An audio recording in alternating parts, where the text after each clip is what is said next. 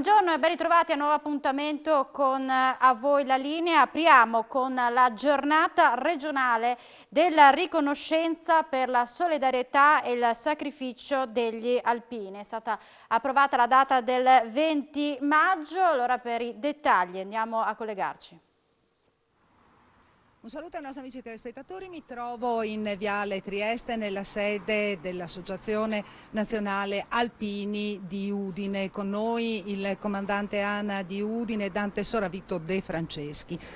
Mi pare di capire che siamo alle battute finali per riuscire a ottenere, ad avere una data certa per celebrare la giornata della riconoscenza agli alpini. Per il momento si parla del 20 maggio, la proposta è passata in quinta commissione, adesso dovrà seguire qui a livello regionale tutto tutto ancora un iter, sesta commissione, poi il voto, un po' lunga questa storia. Ma lunga, credo che ogni disegno di legge abbia la sua strada da fare, quindi anche questa proposta che è stata fatta per la riconoscenza agli alpini ha un iter e poi è da verificare, facilmente non tutti sono d'accordo, facilmente ci sono date che vanno in contrasto e quindi affinché la legge sia promulgata e sia effettiva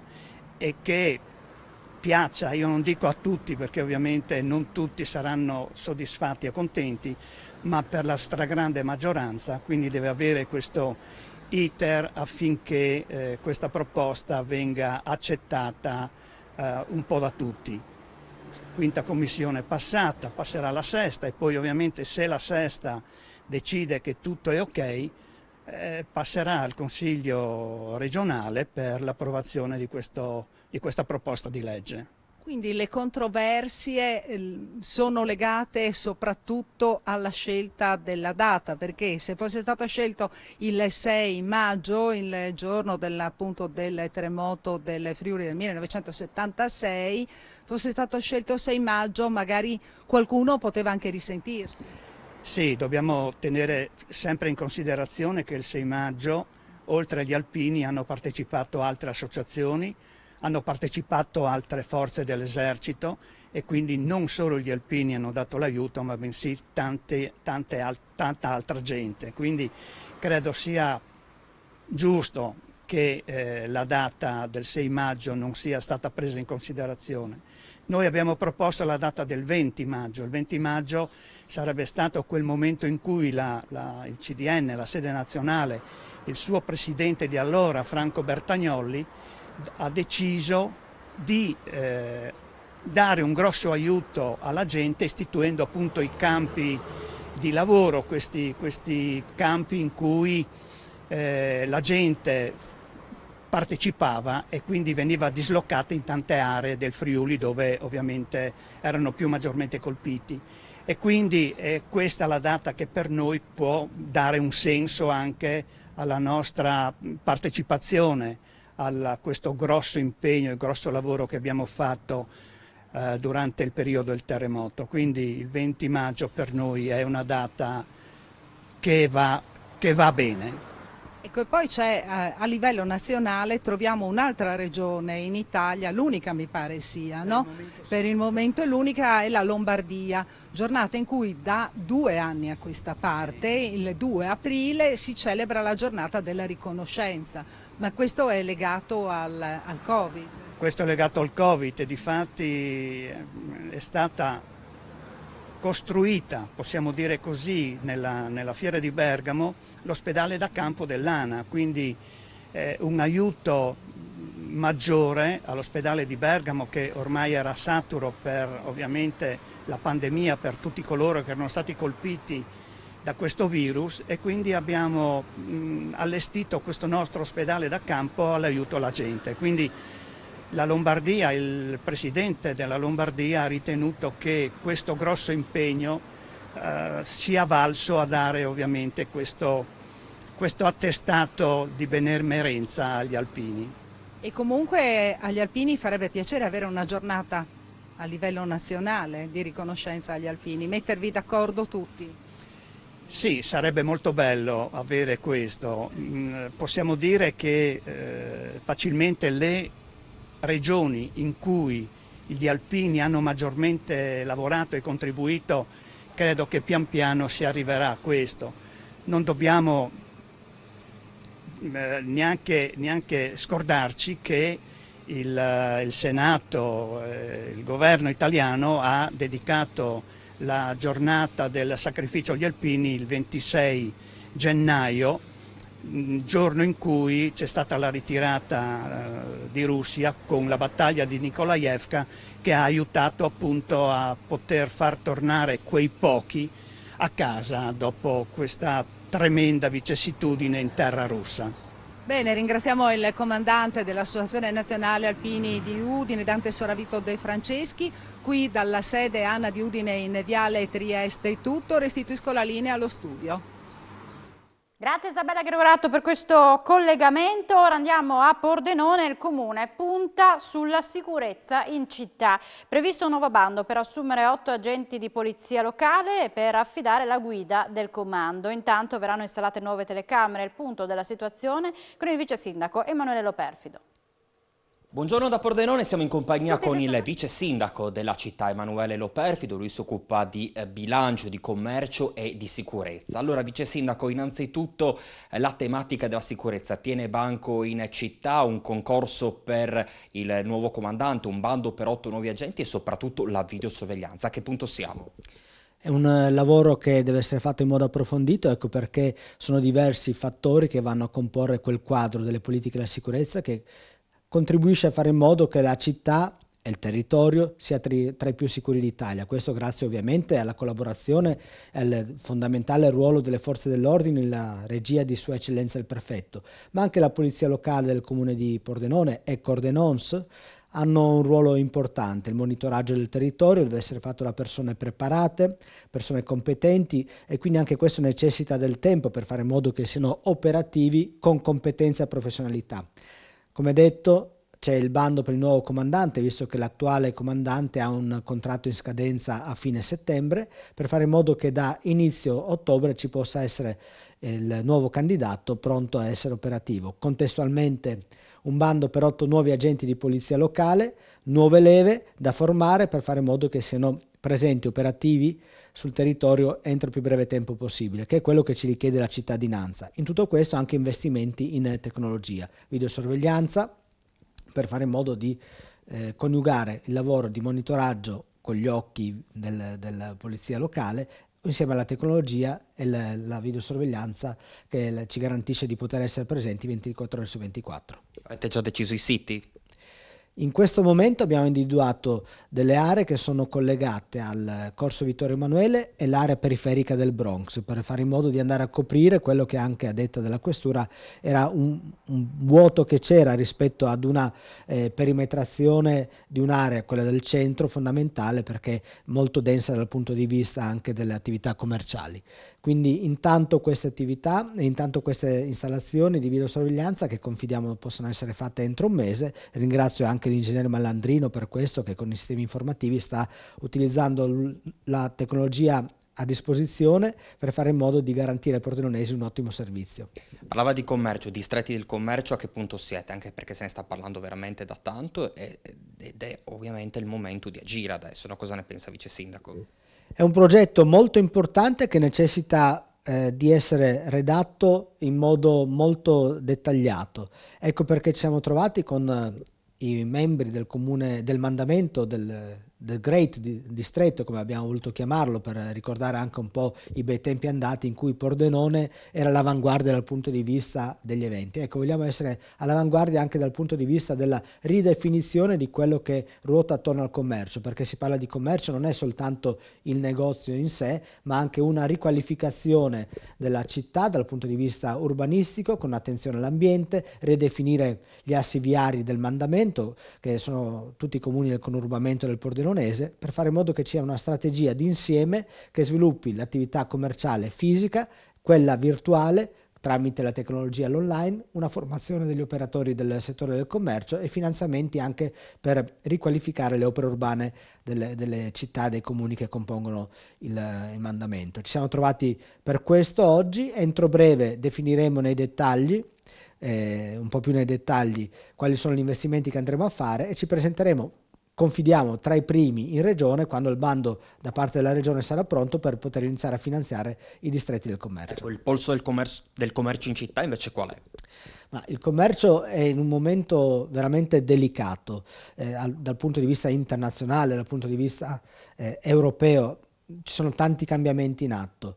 Io ringrazio sempre gli imprenditori del terziario perché anche in città a Pordenone stanno continuando ad investire. Infatti tutto sommato rispetto ad altre realtà non va male. Ricordo sempre che nel secondo semestre dell'anno scorso hanno aperto diverse attività commerciali generando 60 posti di lavoro. Anche questo primo semestre si è aperto con alcune nuove aperture, alcune anche molto interessanti che guardano al futuro lanciando delle proposte particolari alla clientela pordenonese. Ci sono giovani imprenditori che hanno investito nel settore dell'abbigliamento e quindi noi dobbiamo andare a supporto cercando di fare in modo che la città sia sempre attrattiva per fare in modo che chi venga a Pordenone possa godere degli appuntamenti dal punto di vista culturale, musicale, ma soprattutto possa anche diventare un potenziale cliente per questi imprenditori del commercio che tanto credono nella nostra città. Io ringrazio allora il vice sindaco della città di Pordenone, Emanuele Loperfido. A voi la linea. Grazie ad Alberto Comisso, noi facciamo una piccola pausa per la pubblicità, ci ritroviamo tra poco.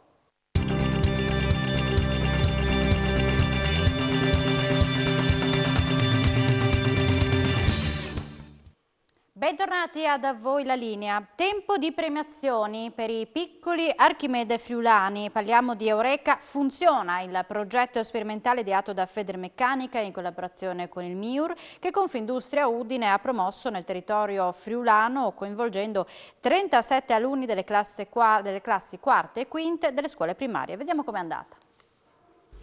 La giostra pazza realizzata dagli alunni di Tolmezzo è risultata la migliore invenzione tra le 9 proposte da 37 alunni delle classi quarte e quinte di 2 scuole primarie per il progetto Eureka Funziona. L'iniziativa sperimentale, ideata da Federmeccanica in collaborazione con il MIUR e Confindustria Udine, questa mattina a Palazzo Torriani si sono svolte le premiazioni. Il progetto ha coinvolto 37 alunni delle classi quarte e quinte di 2 scuole primarie, l'Istituto Comprensivo di Tolmezzo, Scuola Primaria Turoldo e l'Istituto Comprensivo di Tavagnacco, sezione di Feletto. Ai vincitori è stato consegnato un premio di 300 euro che potrà essere utilizzato per acquistare materiale didattico. Menzioni speciali hanno ottenuto il Mini Movie Basketball per Feletto, il Camion di Poimpieri, sempre di Feletto, e l'Istituto di Tolmezzo per la qualità complessiva di tutti gli elaborati presentati. Bisogna spiegare ai bambini cosa significa applicare ciò che imparano a scuola, anche perché solo così riusciremo a stimolare i ragazzi nel procedere nella loro vita con materie STEM, perché devono rendersi conto che l'applicazione non è un qualcosa di assolutamente maschile o eccessivamente complicato, è semplicemente un'attitudine mentale e un'abitudine. Quindi creiamo fin da subito questa abitudine, facciamo capire cosa significa lavorare in team, che risultati porta, cosa significa suddividere i ruoli all'interno di un team e cosa significa anche avere un team eterogeneo formato da vari tipi di menti, da vari tipi di caratteri. Questo sicuramente li aiuta in un futuro, stimola l'imprenditorialità e stimola il saper fare, che è ciò che ci rende competitivi come friulani nel mondo. E questo progetto parte da Federmeccanica e siamo alla 10ª edizione. Noi abbiamo partecipato come Confindustria Udine nel 2019, poi c'è stato lo stop forzato, ahimè, e oggi siamo alla 2ª edizione in Confindustria Udine. Infatti voglio ringraziare le scuole di Tavagnacco e di Tolmezzo perché hanno colto l'importanza di questo progetto. È ovvio che pre-Covid le scuole che aderivano erano molte di più, adesso bisogna nuovamente stimolare questo dibattito e anche questa voglia di giocare imparando. Grande o piccolo che sia il progetto che hanno ideato e realizzato, c'è comunque grandissimo entusiasmo da parte dei più piccoli. Sì, sono davvero carini e sarà veramente difficile decidere qual è il progetto migliore, ma lo faremo in base a delle regole che sono già state identificate in modo tale che il giudizio sia quanto più oggettivo. In ogni caso già il fatto di aver costruito un progetto che si muove, un giocattolo che si muove, quindi secondo i principi della meccanica e che comunque va a applicare la teoria imparata a scuola, secondo me hanno già vinto questi bambini. Qual è l'obiettivo di questa iniziativa, di questa gara tra piccoli inventori? Costruire una sensibilità intorno alla creatività dei piccoli e offrire loro una preselezione. Al di là della gara è proprio lo stimolo, osservare i giovani, coltivare le loro preindustrializzabili iniziative, sapendo che nella loro mente vi è la libertà di creare, è già un passaggio avanti. Vivere il territorio offrendo questo spazio, raccogliendo queste creatività e disciplinandole è un vantaggio enorme. È una grande opportunità anche per i bambini di mettersi alla prova a mani in pasta, letteralmente. E pensieri in azione anche, quindi mani in pasta e pensieri in azione. Io sono sempre convinto che esista una dimensione genetica preselezionabile anche nell'Homo faber. Quindi il piccolo dell'Homo faber trova uno slancio che è indirizzabile e poi a beneficiarne saranno la società civile, la società industriale, le comunità, la competitività del paese. Come hanno reagito i bambini quando è stata presentata loro l'opportunità di partecipare a questa gara simpatica e interessante?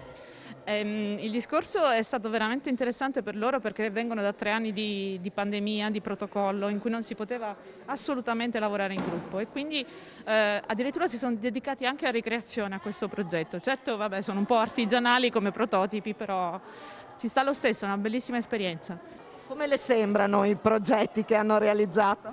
Ci voleva un po' più di tempo perché poi alla fine diciamo tante cose ci hanno un po' bloccato perché abbiamo ancora i protocolli a scuola che ci bloccano, però è stata un'esperienza veramente bella e soprattutto bella per loro, si sono divertiti tanto. Presentati a Udine nuovi strumenti didattici che consentiranno l'avvio della certificazione della lingua friulana. Si tratta di 3 volumi che consentiranno di valutare le competenze linguistiche secondo quanto previsto dal quadro comune europeo sulle lingue.